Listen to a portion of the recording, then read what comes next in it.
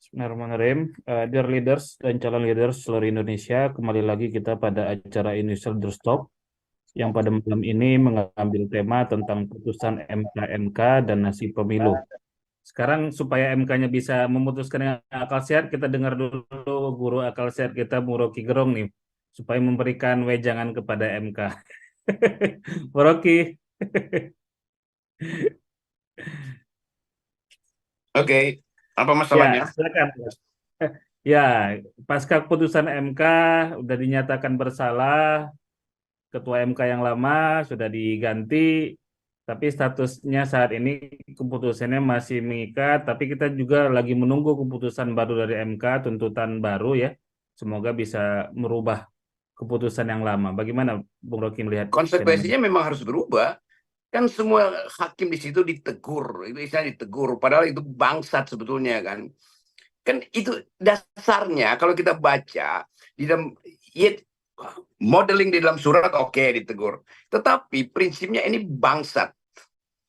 Karena semuanya bersekutu, mau Saldi mau siapapun di situ bersekutu untuk tidak mau memecat ketuanya tuh. Mesti tunggu mahkamah mahkamah MK.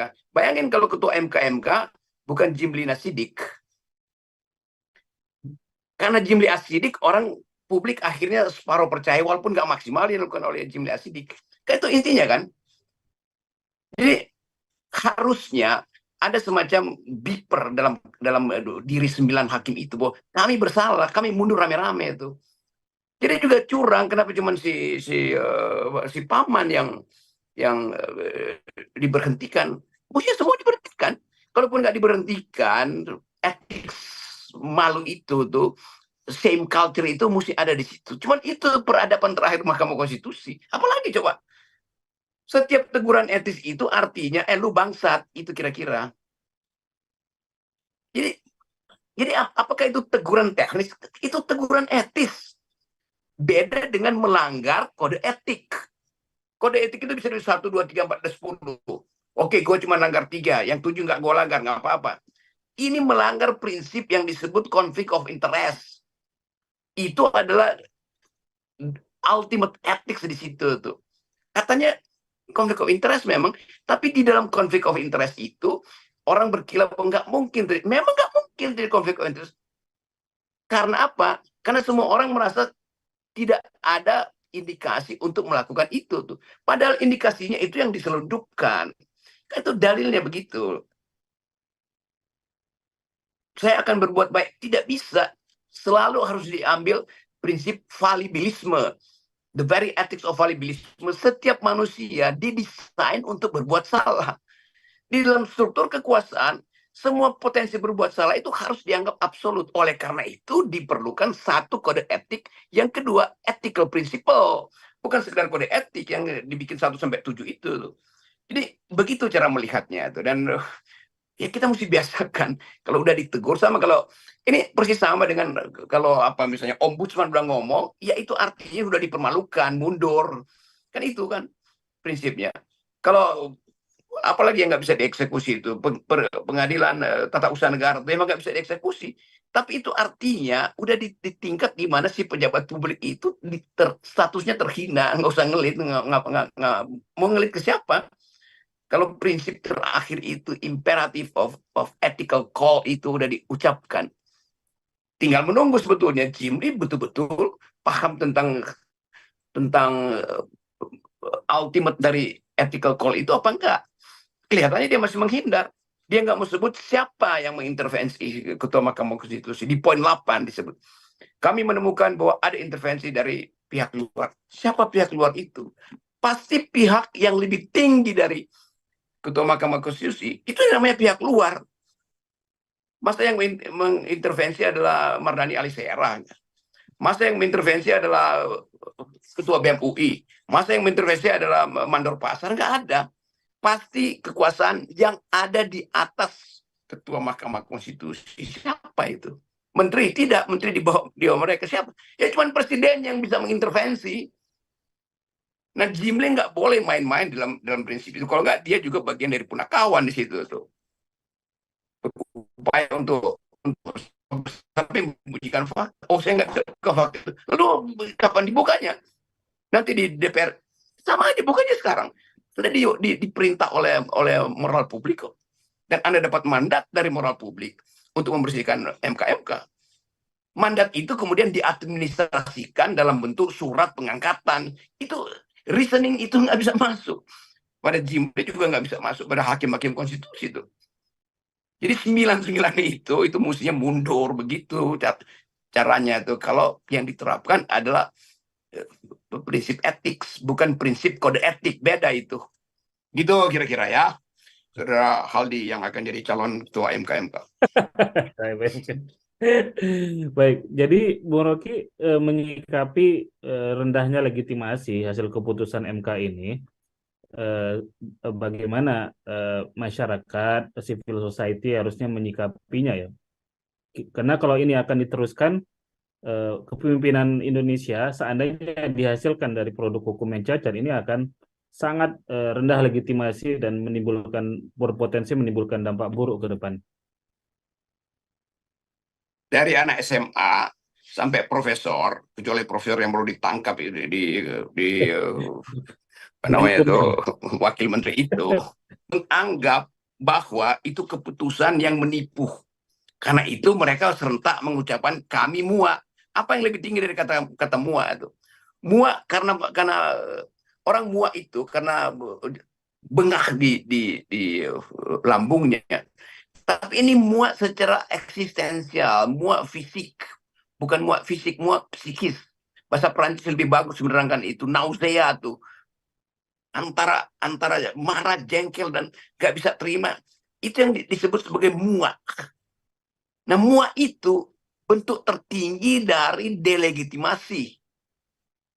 Kita pakai kata delegitimasi buat keren-keren. Padahal kita muak itu. Batin kita terganggu. Konstruksi psikologis kita itu dipermainkan tuh. Insulting our intelligence, itu namanya muak itu. Itu dasarnya tuh. Nah, muak itu mesti mengarah pada apa? Ya impeachment namanya muak, gimana? Masa muak kita tahan-tahan tuh. Nah, itu pentingnya saya dukung Mardhani Alisera. Dan kepentingan kita adalah memperlihatkan bahwa kita mau bikin radical break, itu dasarnya tuh. Kenapa? Karena ini kasus yang betul-betul ultimate crime, itu kejahatan tertinggi yang dibuat. Kenapa tertinggi? Yang melibatkan intervensi dari orang tertinggi. Kan itu logika itu kan sesimpel itu kita baca itu. Nah, untuk membypass semua analisis, masyarakat yang dengan hati nuraninya paham itu, nggak bisa menerangkan itu pakai filosofi yang tinggi-tinggi. Mereka cukup katakan, kami muak, selesai problem. Itu dong. Kayaknya perlu diviralkan hashtag kami muak ini Pak Mardhani, Bu Rocky. Ya, emang udah jalan itu. Iya, iya. Kami Menarik. kami ILT, kami muak itu. Baik, terima kasih Bu Rocky. Sekarang kita ke Pak Itu namanya, itu kami muak. Karena ILT sekarang itu namanya Indonesia lagi terkapar, itu maksudnya tuh. Baik, Kan terima iya. kasih. Ya memang orang masih, sekarang saya lihat betapa banyak orang masih berdebat. Yang itu bukan dinasti, emang nggak apa-apa dong dinasti segala macam. Begini ya, dinasti di Amerika itu dididik untuk bertengkar, untuk berkompetisi itu. Itu dinasti di situ tuh. Dinasti di kerajaan Jawa dasarnya adalah keturunan darah biru. Dinasti di kita hari ini, dia bukan darah biru, bukan darah merah, bukan darah hijau. Dia darah kotor.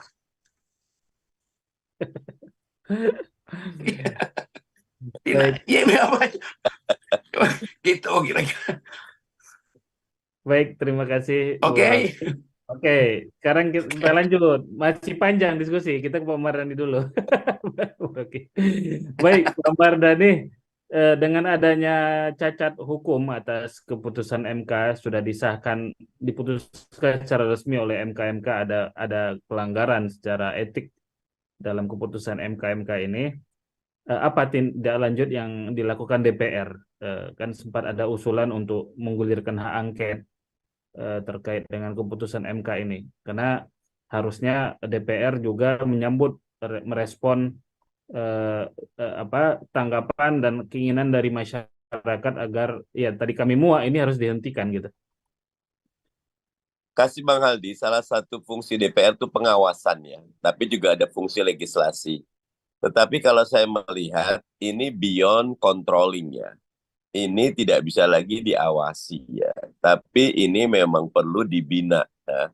Bahkan dalam agak keras beberapa teman mengatakan ini perlu dibinasakan gitu loh. Karena sebuah pertunjukan yang sangat kotor dan menyakitkan dan masih ada peluang. Mbak Bivitri tadi mengatakan perkara 141 dari anak-anak kita di Universitas Nahdlatul Ulama ini, pandangan saya DPR punya limitasi dalam bab ini karena kalau mau buat legislasi revisi undang-undang MK panjang kali lebar tuh Mbak itu loh. Kemarin aja kita PKS nolak revisi undang-undang pilkada dari November maju ke September itu. Itu peluangnya besar juga itu ya karena Pak Jokowi masih berkuasa sampai 20 Oktober gitu loh. Pilkada yang tadinya November 2024 dibalik sudah maju ke September 2024 dan macam-macam bisa berlaku itu ya. Politik sekarang ini ya memang biasa saja gitu loh.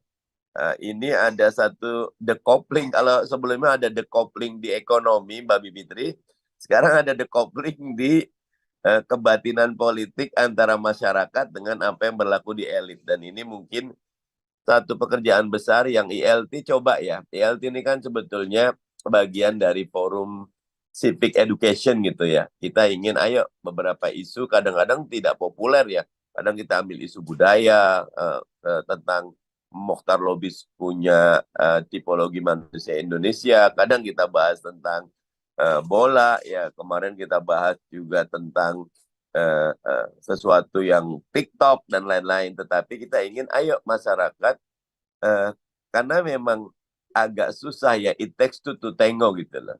Di atas berapi-api, di bawah berair-air gitu ya Mas Apri dan Donan. Nah ini perlu, dan buat saya jangan nyalahin masyarakat ya.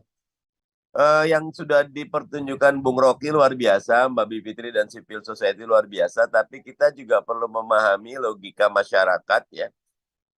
Kalau tadi ada Andi Wijayanto yang luar biasa buat saya mundur langsung sudah jadi masuk tim TPN, beliau mundur dari Gubernur Lemhanas. Beliau bilang ya kepo boleh gitu, tapi nepo nggak boleh, apalagi nipu gitu kan itu loh. Nah ini buat saya kalimat kata-kata yang jadi mengkoneksi Bang Aldi antara apa yang ada di pikiran akademisi atau kita katakanlah aktivis dan mereka yang sadar untuk menjaga demokrasi dengan masyarakat yang kian pragmatis, yang kian kan kalau Mas F. Sepulopata mengatakan pemilu 2024 nanti pemilu dengan 3 rasa, Mas Aprinando. Pemilu rasa pandemi, pemilu rasa resesi, pemilu rasa suksesi ya. Yang ini berat sekali buat masyarakat itu dan Pak Jokowi dengan segala kepandaiannya sangat mampu untuk terus melakukan pengaturan rem dan gas yang baik sehingga tingkat kepuasan publiknya tinggi gitu loh. Sehingga di banyak tempat bahwa penentu pemenang Pilpres nanti adalah tingkat kepuasan publik Pak Jokowi gitu loh. Dan Pak Jokowi akan menjaga itu. Jadi buat saya malam ini bukan de facto deh. Pokoknya secara hakikian ada yang sedang salah di negeri kita. Tetapi secara prosedurian gitu loh. Ini kaifiahnya jalan gitu. Nah ini yang perlu untuk kita sampaikan kepada masyarakat sehingga suara kebenaran itu juga jadi suara masyarakat, bukan suara pragmatisme yang muncul di masyarakat. Begitu Bang Aldi.